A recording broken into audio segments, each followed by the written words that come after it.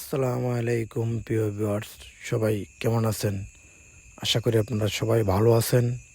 প্রিয় ভিউয়ার্স, ইতিমধ্যে আপনাদের দোয়া আমিও ভালো আছি।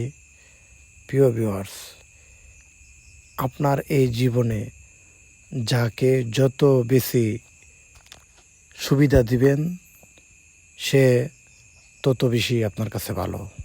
প্রিয় ভিউয়ার্স, আপনার এই জীবনের মধ্যে আপনি যাকে যত বেশি ফেসিলিটি দিবেন সে তত বেশি আপনার কাছে ভালো। প্রিয় ভিউয়ার্স, আপনার সুবিধা দেওয়া বন্ধ, দেখবেন আপনার বদনামের অভাব নাই।